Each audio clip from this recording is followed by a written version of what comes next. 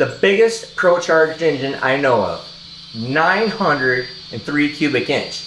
Now, we don't have the blower on here right now. We're testing NA first. So this is the big black Hemi. And the largest ProCharged engine that I know of. 903 cubic inch. ProCharged F4. Why is it black? It's black because this is a boat application. It's hard anodized. The entire engine, block, heads, everything that you see is black is hard anodized. Watch all of this. This is a big freaking cam core. This is your standard big block Chevrolet solid roller cam.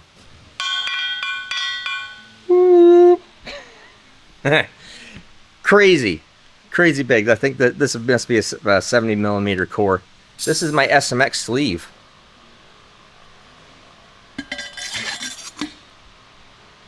Isn't that something?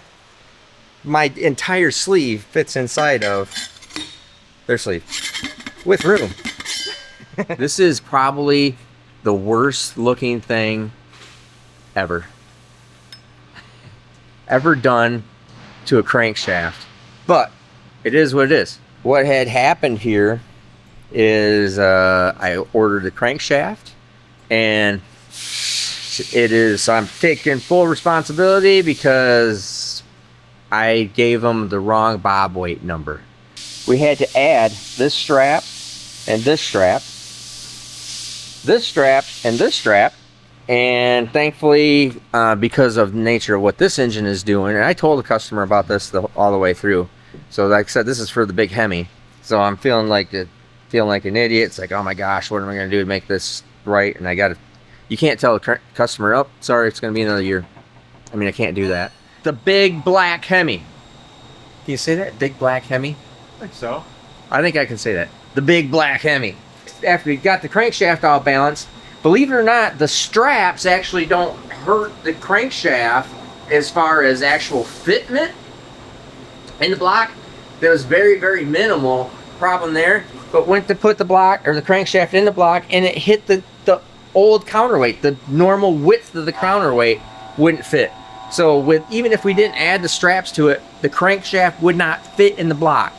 So 30 freaking hours after did the crankshaft to put the crankshaft in the block, it's clearance for stroke, and everything spins over.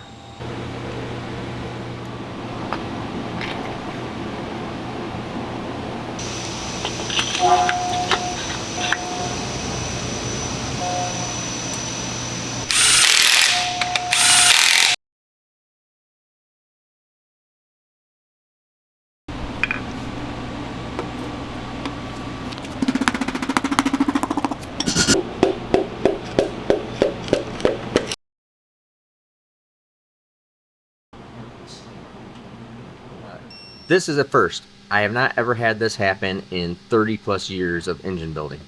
Dead serious. Put the big black Hemi.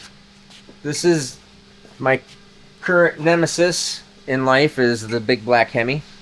And sometimes things just fight you. It is what it is.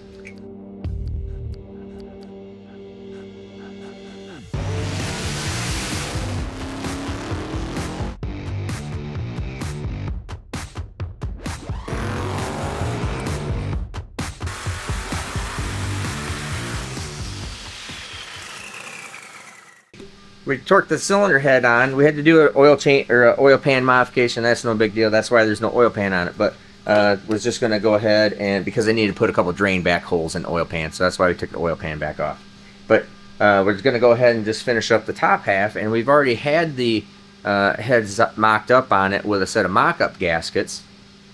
Got the regular gaskets for it, and this is a first. All right. To show you what exactly is going on. These are the fire rings. And this will also answer your guys' question if you do 2 + 2 = 4 instead of 2 + 2 = 5. Is that this? I'm going to show you why this does not work on a steel gasket. You cannot run a steel fire ring hoop with a steel gasket. I don't care who you are, what you think. You can't do it. And I'll show you why. I'll prove it to you why right now. So the hoop stands up, okay? That is the whole point. This thing impregnates into the gasket. All right?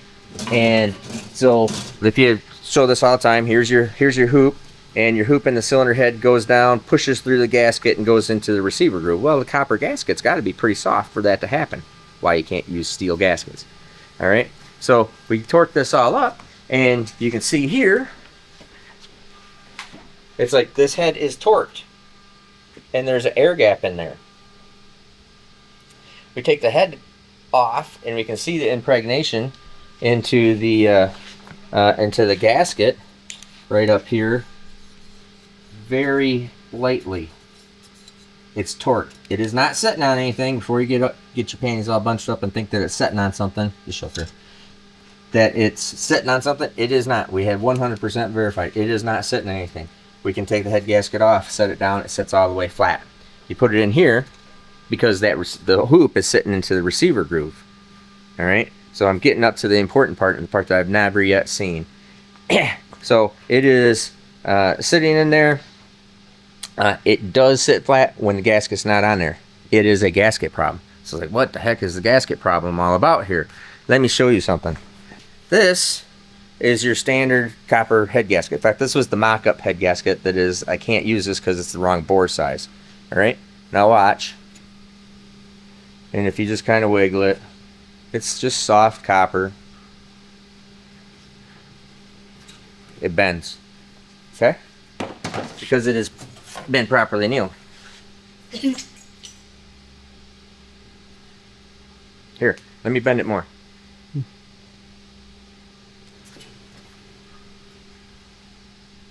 The copper gasket is so hard, and this is copper. This is not even steel. So the copper gasket is so hard that the stainless steel fire ring, SMX hoop I call it, can't impregnate into the gasket, so it holds the cylinder head up. It still is sealed. It still would seal compression basically, but since this is water deck, it won't hold any water up here, because if you can see light, water is going to spray out of it. So very interesting. That is a bad product there, or it's a missed what is it? It's just a crap happens kind of thing. Is you know, sometimes something gets missed or whatever. It's just a material issue that didn't happen to get right. So our buddies over at Hussey are going to custom make this and make a set of gaskets for me today, and next day air them early morning delivery that are annealed and super soft and whole deal. So I really appreciate those guys helping out on that deal. But I thought you would find that pretty interesting. Yes, if you do this with a copper head gasket and it does not bend, it is wrong. Wrong. And all of these studs couldn't. That's all these. That's all the studs and the inside stud. You know, everything is all torqued, and it is not. It will not impregnate the gasket. So too hard. Very interesting stuff. Back onto the big black Hemi. Okay, I'm gonna powder coat these black, so don't worry about all that stuff. But we'll do this side first. It is no going anywhere, any place, anytime. Now, don't worry about the nuts, bolts. That's not going to be like that. But it is bolted through. It is super solid. Billy Bad Boy. Awesome. This one over here is, this one is, you know, this is basically 1.25 inches thick. It ain't going nowhere doing nothing. This one here does have just the one little spot right here that doesn't have anything. They can't put anything on the inside, obviously. And we're going, that would be okay. Yeah, that would be. I guess we could do something out here. Not. It's pretty god darn. I mean, it is. Let's see if I pick up it, move it at all. That really, it does not move at all. So it's got that one area in there. That is all that is unsupported. So I'd have to do all its flexing right here and that 2-inch area. Actually a little bit less than 2 inch because it's pretty much nothing there. Now here you're looking at, we also had to make manifold spacers because this block is a slightly different deck height than the manifold. So make these perfectly shaped spacers to the outside contour. Looks great. Here, this is all the plumbing and how it has to run in the boat, because nothing can run underneath the oil pan because the boat bottom is there, everything, and it can't run out too wide. So these are cylinder head drains because the cylinder heads don't have any drains. You have to drain it through exterior lines. Now here, just showing you deck surface and a little bit of staining from the racks that they did the hard anodize because they don't care what was really going on in the combustion chamber. So you can kind of see all through there. And then come over to the block, which it looks fantastic.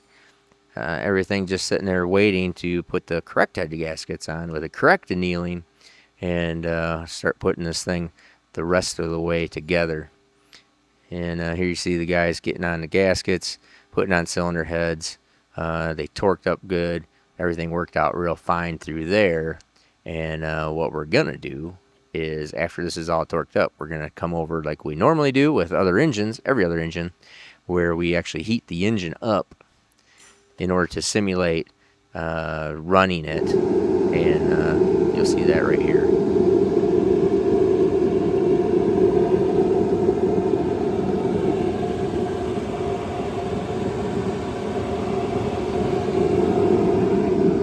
Alrighty, so what we're doing here is we're trying to heat, we do this all the time, we heat up the head and the block to heat it up, then let it cool down, then we retorque it after it's cool, and it always changes, it always gets better. So in my personal opinion, within reason, you couldn't retorque heads enough after it gets hot cycled and everything, within reason. But this thing is so massive, so much material, that usually we can do this with just 2 heat guns, or we can just do it with 1 torpedo heater. On this, we got to do it with a torpedo heater and 2 heat guns per side of the block, because it is so massive. To get this thing up, upwards around 180, 200 degrees is what my target is. Obviously, we're not even close to that, since it's probably maybe 100 right now is all it feels like. So, all interesting stuff.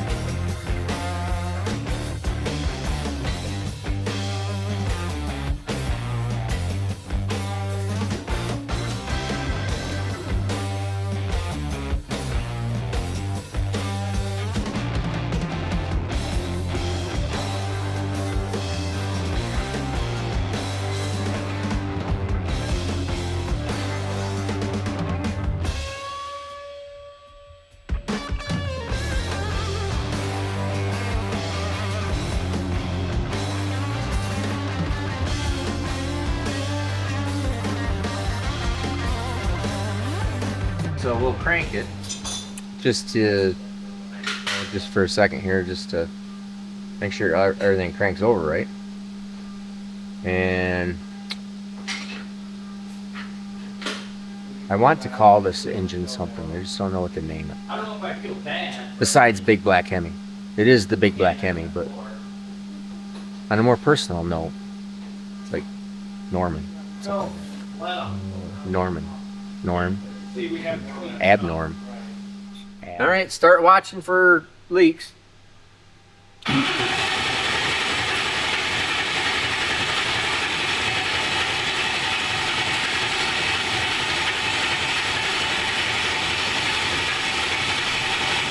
Whoa! Builds oil pressure. Sweet. Okay. All right. That's a good start. That's a good start. Yeah, built oil pressure. All right. Yeah, plenty happy about that. Never know what kind of funny crap Kyle's gonna do. He's like a ball of funniness. I don't know about that. It's a freaking Square of funniness. the square of funniness. Does not roll downhill whatsoever. Does not roll.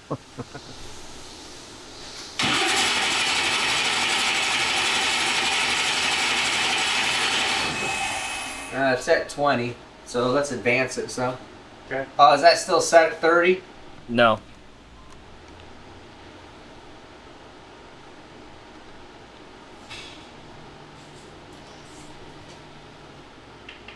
Huh? What is it now? It's set at 30 now.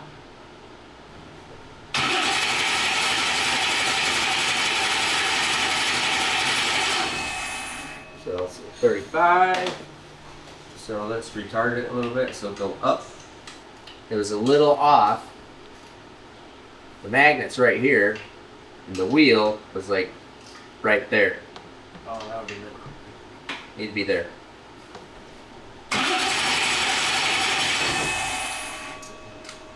You set fuel pressure and everything? Yep.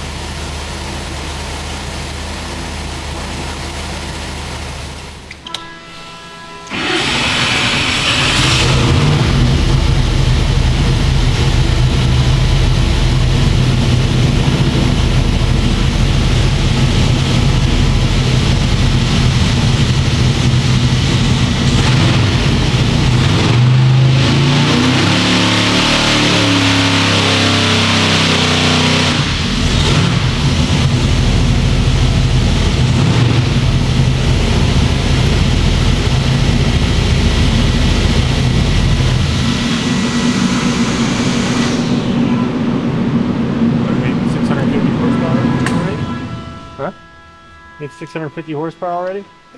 Yeah, made 1,050 foot-pounds torque. Like, all right, so we just did the that was just rolling into it. Came up, did everything fine. So tune up. I just added a bunch of fuel to it. I think I'm just gonna do like a little pull, like 4,000 to 5,000, right around there. Maybe might even load that up just a little bit more. And right in that range.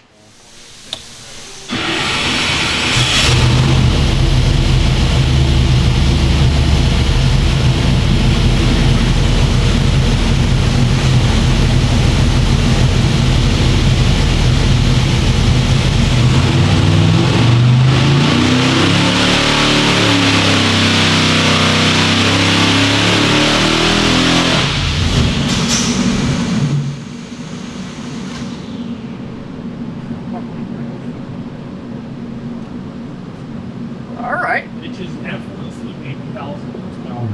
All right. Yeah, that's pretty good. So that was just like that's no tune-up. That was no nothing. So that's 1,000 horsepower at 4,900 RPM where I stopped it at. So let's go look over here. Yep. And yeah. All right. Then we'll just look at the tune-up information here. Yeah, I mean, that all looks pretty good. And results table. fuel pressure yet. 130 pounds of oil pressure. Plenty happy with that. It's no problem. All right. All right. It started. The big black Hemi is on a roll. So we are going to run this more NA because I want to see what it makes NA, and that's a pretty good start already. Remember, 93 octane pump gas right down from the gas station because that's all he's going to be able to run at it in Marina. So this whole thing is all about pump gas. So that's pretty good. That's probably actually unboosted. That's the most horsepower I've ever made at that low RPM. So we'll just keep on working on it. We'll see what it makes. You gotta keep in mind too, as we're going to do this whole guessing competition, remember, this is not a pro modified engine. This isn't some 9,000 RPM deal, 9,500 RPM deal. This is 6,500 RPM. So it's tailored towards that. Camshaft is not the same. Everything in this is not the same. It's made to run on pump gas. It's made to run in powerboat application. Long duration, long term. So we have to build it accordingly. So anyways, we're going to go home for the night. Get this thing in the morning.